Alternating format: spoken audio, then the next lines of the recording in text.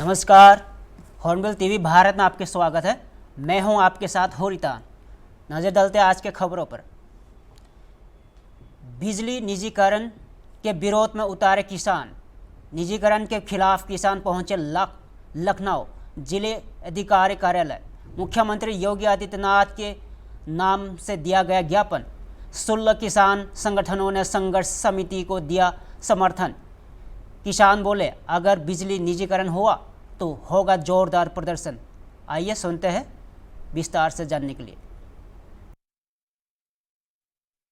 उत्पीड़न जो हो रहा है वो बंद हो और ठीक है।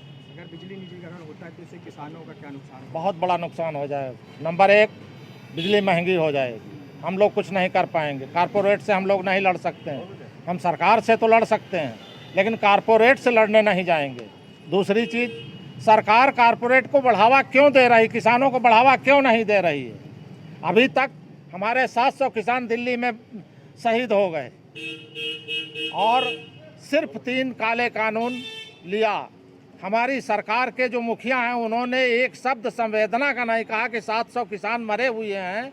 एक शब्द कह देते तो किसान कम से कम कुछ सोचते। और उसके बाद एमएसपी आज तक नहीं दिया। 5 रुपए किलो किसान हमारा टमाटर बेचा है। आप सोचिए, तोड़ने का बाजार तक ले जाने का पैसा उसको नहीं मिल पाया है। किसान सरकार क्या कर रही है? और उसके बाद बिजली भी अब निजीकरण अडानी और अंबानी को दी जा रही है।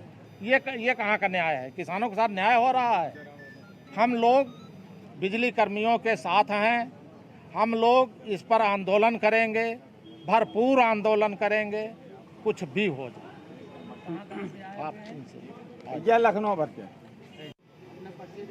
मेरा नाम राम सेवक रावत है, प्रदेश प्रवक्ता भारतीय किसान श्रमिक जनशक्ति यूनियन से हूँ।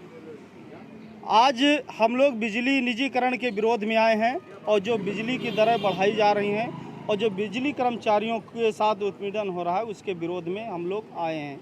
आज हमारी लोगों की संख्या कम है, ये अलग की बात है, क्योंकि 1, 2, 3 तारीख तक हमारा चिंतन शिविर हरिद्वार में चल रहा था।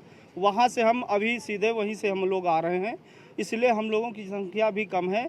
अगर ये सरकार अगर हमारी बातों को नहीं मानती है तो दिल्ली की तरह आंदोलन हम लोग भी लखनऊ में करने के लिए बाध्य होंगे, क्योंकि हम सरकार के कोई विरोधी नहीं हैं।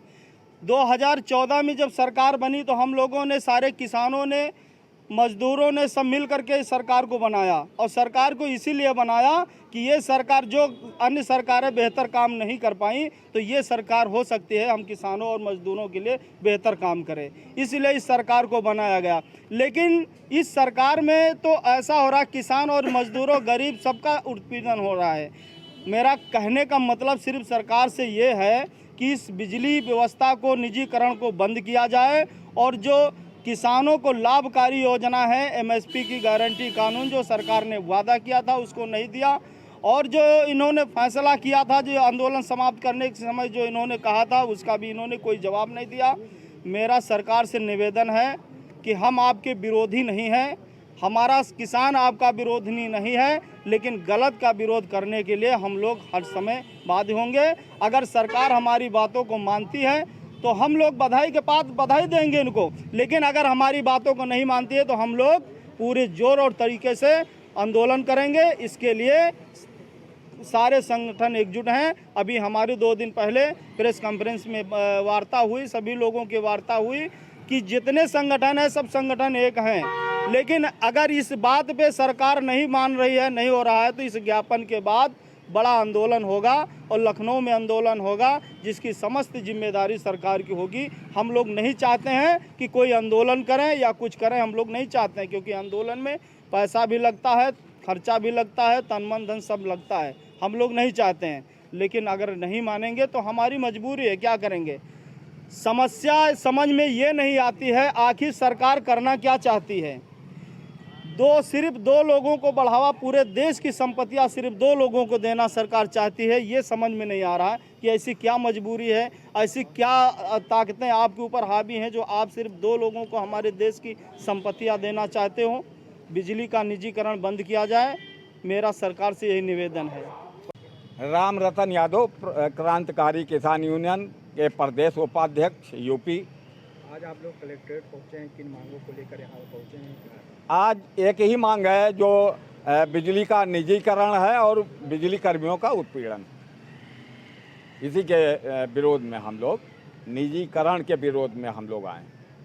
आप लोगों ने ज्ञापन दिया है, क्या कुछ मांगे उसमें और क्या बात रखी गई? बस यही एक मांग है, बिजली का निजी।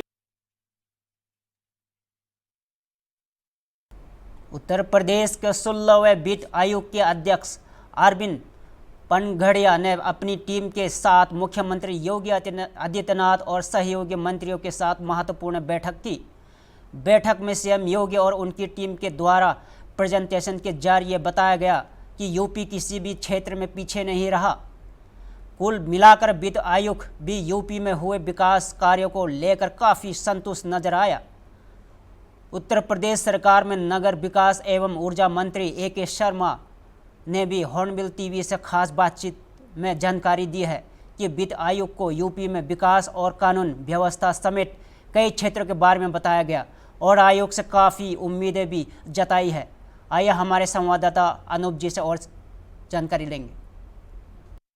उत्तर प्रदेश सरकार के मंत्री ए.के. शर्मा जी हमारे साथ उनसे बात। सर, आज वित्त आयोग की बैठक हुई, क्या डिमांड रखी गई है, क्या चर्चा हुई है? वित्त आयोग के 16वें वित्त आयोग के चेयरमैन श्री अरविंद पनघड़िया जी, उसके साथ वित्त आयोग के सभी सदस्यगण, सभी पूरी टीम उनकी, काफ़ी लंबे समय तक राज्य सरकार की टीम जो माननीय मुख्यमंत्री जी के नेतृत्व में उनसे चर्चा हुई।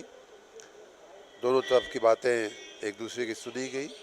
वित्त आयोग को उत्तर प्रदेश में हो रहे अच्छे काम, अच्छे नवाचार, कानून व्यवस्था के बारे में जानकारी है। उन्होंने और भी जानकारियां बड़ी रुचि के साथ हम लोगों के साथ लिया। उत्तर प्रदेश ने वित्त आयोग से जो उम्मीदें हैं, जो अपेक्षाएं हैं, वो उनके सामने रखा है और मैं आशा रखता हूं कि वित्त आयोग उस पर ध्यान देगा।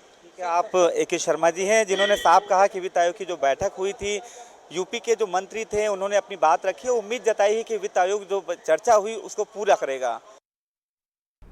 सरकार और वित्त आयोग के बीच हुए बैठक में प्रदेश सरकार के वित्त मंत्री सुरेश खन्ना, उप मुख्यमंत्री ब्रजेश पाठक और केशव मौर्य के साथ ही प्रदेश सरकार के कई मंत्री भी मौजूद रहे। मीडिया से बातचीत में सभी ने वित्त आयोग और सरकार के बीच हुई जानकारी को साझा किया। तो आइए सुनिए।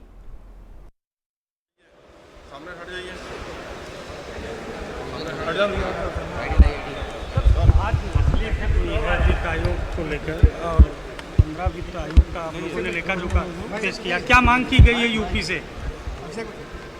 हमारी मांग की गई है कि उत्तर प्रदेश का जो शेयर हो वो किसी भी हालत में 20% से कम न हो। केंद्रीय करों में हमारा हिस्सा 20% से कम न हो, यही हमारी मांग है। और क्योंकि एक संसाधन से ही डेवलपमेंट होता है, हमारे कई माननीय सदस्य जो आज आए थे, जो इस कमीशन के साथ में आए थे, हमारे पनघड़िया जी के साथ में आए थे, उन्होंने उत्तर प्रदेश की कई बातों को सराहा और उन्होंने ये भी कहा कि ये उत्तर प्रदेश के की जो उपलब्धि है ये दूसरे राज्यों के लिए अच्छी। साथ ही साथ जब वो स्वयं इस बात को महसूस करते हैं कि उत्तर प्रदेश कई मामलों में रोल मॉडल बना है, तो फिर उत्तर प्रदेश का शेयर हमारा उपलब्धि के आधार पर, हमारी प्रोग्रेस के आधार पर ही होना चाहिए। और हमने ये भी मांग की है कि जो केंद्रीय करों में स्टेट्स का शेयर होता है, अभी तक जो 41% है, वो भी 50% होना चाहिए। ये मांग की गई है उत्तर प्रदेश की तरफ से। ये माननीय मुख्यमंत्री जी ने विशेष रूप से इस बात को प्रेस किया। Thank you. उत्तर प्रदेश सरकार ने अपना पूरी तरह से प्रेजेंटेशन दिया है। उत्तर प्रदेश के चतुर्मुखी विकास के लिए जो जो आवश्यकताएं हैं, विभागवार हम लोगों ने उनके सामने अपनी समस्याएं और मांगें रखी हैं। मुझे पूरी उम्मीद है कि 16वां वित्त आयोग आदरणीय पनघड़िया जी उत्तर प्रदेश को आगे बढ़ाने के लिए अपना आशीर्वाद उत्तर प्रदेश को प्रदान करेंगे और उत्तर प्रदेश ने कई मामलों में पूरे देश में उल्लेखनीय काम किए हैं उनको भी रेखांकित आदरणीय वित्त आयोग ने किया है। मैं हृदय की गहराइयों से 16 वित्त आयोग के अध्यक्ष और उनकी पूरी टीम हृदय से बहुत बहुत अभिनंदन करता हूँ। इसी बीच प्रदेश सरकार के कौशल विकास मंत्री कपिल देव अग्रवाल ने कल होने जा रहे अयोध्या में प्राण प्रतिष्ठा के कार्यक्रम को लेकर विपक्ष को करार जवाब दिया। तो आइए सुनते हैं। एक लास्ट बाहर है सर, बाहर। देखिए, आज 16वें वित्त आयोग की मीटिंग हुई है और आदरणीय मुख्यमंत्री योगी आदित्यनाथ जी की अध्यक्षता में 16वें वित्त कमीशन ने अपना प्रेजेंटेशन उनके सामने रखा गया।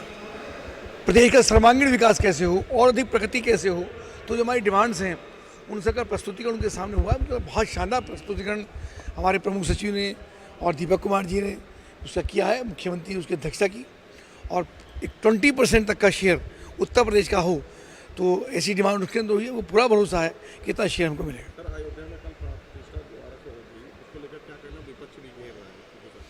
विपक्ष तो हमेशा घेरता रहा। भगवान राम का मंदिर बन गया और शानदार तरीके से बन रहा है। जो और शेष मंदिर है उनकी प्राण प्रतिष्ठा है। अपने ढंग से भगवान राम स्वयं अपना काम कर रहे हैं। विपक्ष को शोर मचाने के अलावा कोई विषय नहीं है, उन पर कोई बोलने के लिए विषय नहीं है। हम चाहते हैं कि ये कार्यक्रम और आयोजन ये लगातार होते हैं। सरकार और वित्त आयोग की हुई बैठक और प्रेजेंटेशन के बाद आयोग के अध्यक्ष अरविंद पनगड़िया द्वारा लोक भवन के सभागार में प्रदेश प्रेस कॉन्फ्रेंस के कर बताया गया कि आयोग की उत्तर प्रदेश के मुख्यमंत्री के साथ बैठक हुई। उन्होंने कहा हर 5 वर्ष में नया वित्त आयोग बनाया जाता है और आयोग भारत के राष्ट्रपति को राज्यवार वित्तीय आवश्यकताओं की सिफारिश करता है, जिसमें राज्य करों और केंद्र करों का आयोग अनुपात वित्त आयोग की सिफारिश से होता है।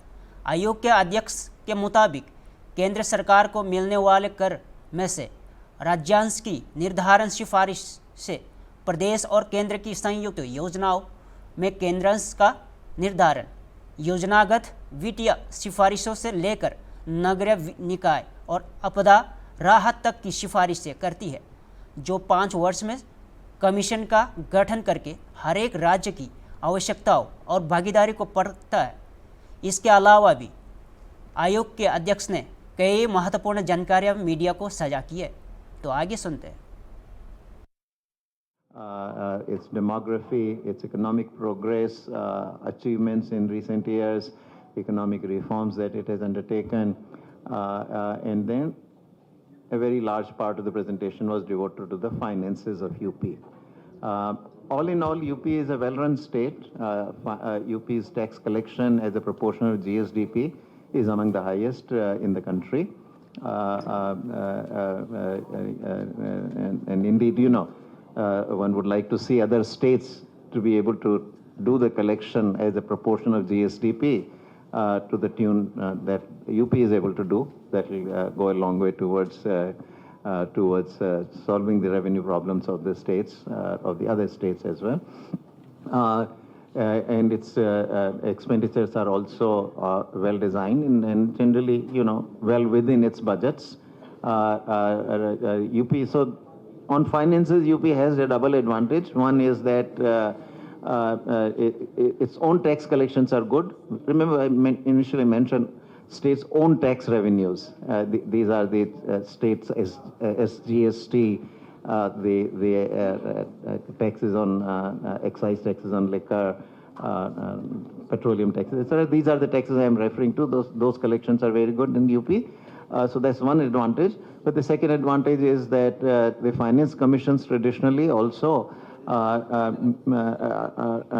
in devolving the horizontal devolution give a little bit more weight to the poorer states which have lower per capita incomes, and UP has the second lowest per capita income after Bihar. Bihar has the lowest, so that also actually works to UP's advantage. So on both counts, actually UP has good finances, but good finances can also be squandered, but that's not the case with UP. UP has also prudently managed its finances, so its fiscal deficits are well within the usual. Gurdaspur से कांग्रेस सांसद सुखजिंदर सिंह रांधवा ने प्रधानमंत्री नरेंद्र मोदी को पत्र लिखकर उनसे अमृतसर जिले को युद्ध मुक्त क्षेत्र घोषित करने की दिशा में कदम उठाने का आग्रह किया है। अमृतसर से में स्वर्ण मंदिर स्थित है।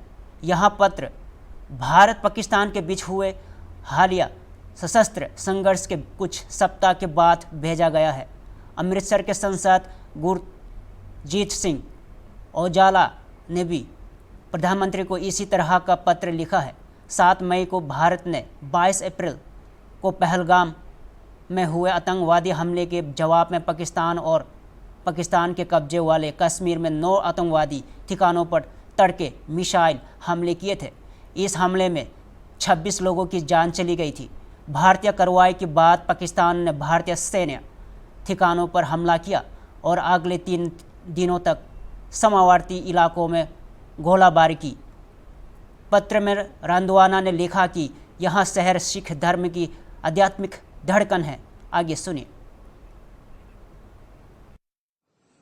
देखिए, जब पाकिस्तान के ऊपर उनके जो टेररिस्ट सेंटर थे उनके ऊपर जब हमने अटैक किया, हमारी गवर्नमेंट ने, हमारी आर्मी ने, तो उनका नुकसान भी बहुत हुआ और टेररिस्ट सेंटर जो उनको ख़त्म भी किया गया। साथ ही साथ जब उनके ड्रोन अमृतसर साहब, पठानकोट, उच्ची बसी, आदमपुर, लुधियाना, इन सभी जलंधर, उनके सभी शहरों में आए, तो उस टाइम लेफ्टिनेंट जनरल जो थे उनकी एक इंटरव्यू आई थी कि उसमें उन्होंने कहा कि उन्होंने दरबार साहब की तरफ भी अटैक करने की कोशिश की गई। तो ये दरबार साहब एक धार्मिक आस्था नहीं, ये इंटरनेशनल फेम की मॉन्यूमेंट भी है कि यहाँ हर कंट्री से लोग जो फॉरेनर हैं, सबसे ज़्यादा मेरे ख्याल जहाँ दरबार साहब आकर माथा टेकते हैं। तो ये जो नेशनली और इंटरनेशनली ये एक आस्था केंद्र है।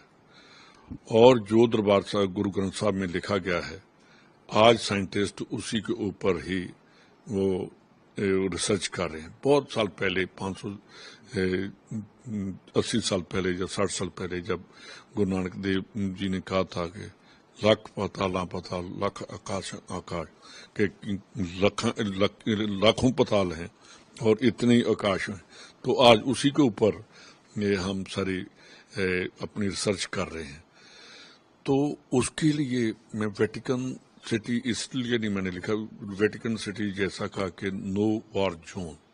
वेटिकन सिटी का मतलब है कि हमें वहाँ का फिर आने के लिए वीज़ा चाहिए, वहाँ अलग गवर्नमेंट भी चाहिए, वो नहीं। मैं कहता हूँ कि वहाँ नो वॉर जोन इंटरनेशनली पूरे वर्ल्ड में एक मैसेज आना चाहिए प्राइम मिनिस्टर साहब की तरफ से और यूएनओ में कि वहाँ जाना चाहिए कि इसको हम नो वॉर जोन करते हैं कि कोई भी गवर्नमेंट, कोई भी कहाँ की भी कोई देश कभी वो उधर जाए ना। इसलिए मैंने उनको लेटर लिखा कि इस लेटर से एक तो ब्रदरहुड का मैसेज आएगा कि वो स्थान है जिस ग्रंथ में हर धर्म का नाम लिखा है। मेरे ख्याल 1600 बार राम जी का नाम उसमें है, राम राम राम। तो वाहिगुरु का नाम सिर्फ 16 बार आया है। तो जिन्होंने दूसरे धर्मों को, दूसरे जो गुरु थे, जहाँ उनके अनुयायी थे, उनकी वाणी भी उसमें दर्ज की गई है। तो सर्व सांझीवालता का हमारा जो स्थान है वो उसकी उदाहरण है। बाबा बुड्ढा साहब ने उसकी साईं मियाँ मीर जी ने उसकी नींव रखी कि मुस्लिम फ़कीर ने उसकी, सूफी फ़कीर ने उसकी फाउंडेशन रखी और पहले हेड ग्रंथी बाबा बुड्ढा साहब वो बने। तो वहीं से ही हमारी मीरी पीढ़ी के काल तक जो है वो मीरी का भी और पीढ़ी का भी वो राज करने का और अनुयायी गुरु की शिक्षाओं का भी केंद्र बना। तो ये बहुत बड़ी बात है। हमें सभी, मैं ICPC को भी, प्रेसिडेंट साहब को भी, धामी साहब को रिक्वेस्ट करता हूं कि पार्टीबाजी से ऊपर उठकर, आप श्रोमणी गुरुद्वारा प्रबंधक कमेटी के सिखों के नुमाइंदे हैं, आप अकाली दल के नुमाइंदे नहीं। बेशक आप पॉलिटिक्स लेकर आइए, पर सभी पार्टियों को, सभी जो इंटेलेक्चुअल्स हैं, बुद्धिजीवी हैं, जो नानक नाम लेवा हैं, उन सभी को बुलाकर प्राइम मिनिस्टर साहब से टाइम लेकर एक वफद बनकर वहाँ इस बात को हमें रखना होगा कि दोबारा आइंदा पाकिस्तान या और कोई कंट्री ऐसा वो काम न करे कि जो हमारी आस्था को ठेस पहुंचे। पूर्वोत्तर राज्यों में राष्ट्रीय आपदा प्रतिक्रिया बल की 23 टीमें पहले से तैनात है। एनडीआरएफ के आईजी मोहसेन शहीदी ने पूर्वोत्तर के बारिश और बाढ़ प्रभावित राज्यों में बचाव अभियान पर टिप्पणी करते हुए यह जानकारी दी।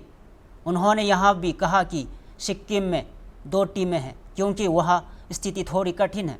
कुछ यात्री लाचेन और लाचुंग में फंसे हुए हैं। लाचेन के पास भूस्खलन भी हुआ है। उन्होंने कहा कि उनका जोर लोगों की जान बचाने और फंसे हुए पर्यटकों के लिए सुरक्षित निकास मार्ग बनाने में है। एनडीआरएफ ने अरुणाचल और मणिपुर में भी लोगों को निकालने का काम किया।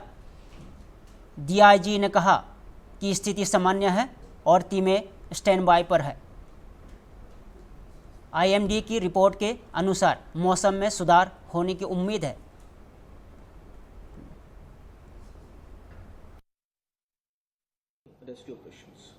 So as you know, since the past 4 or 5 days, because of the heavy rains, there has been problems in the northeast states and Sikkim. So keeping this in view, we have deployed 23 NDRF teams. They have been pre-positioned at important locations. Massive evacuation work has been done in coordination with the states. There are other agencies also involved. In Sikkim especially, the situation is a bit difficult because there has been landslide, there was continuous rainfall. One of our teams was airlifted from Bagdogra to Sikkim because some of the passengers stranded in Lachin and Lachung, and there was also a landslide near Lachin where an army camp was washed away, and that resulted in deaths, and some people are still missing. Apart from that, there has also been an incident in Chungtham. So all these areas are being attended, and our effort at now, the thrust is on creating a safe passage for the safe exit of the the stranded passengers and the tourists. Sir, how many companies of NDRF is currently deployed in northeastern states of India, and how you are working along with PRO to reconstruct the roads so that normal communication has been restored? See, we have 23 teams which are pre-positioned in the northeast states, including Sikkim. Sikkim, we have 2 teams, and these teams are continuously, on ground, conducting, evacuation with the teams and the state support, the local resources. In Sikkim, we have got the army, the ITBP, and the police also who are working with us. The SDMAs are in close coordination, and we have our reps placed in the emergency operations center. So very close coordination is being maintained, and the focus is on saving lives and ensuring that people who are stranded, who need to be evacuated from a dangerous place, that is being given priority. Sir, of actual control, what's the... आज के लिए इतना ही। ताज़ा खबरों के लिए देखते रहिए हॉर्नबिल टीवी भारत।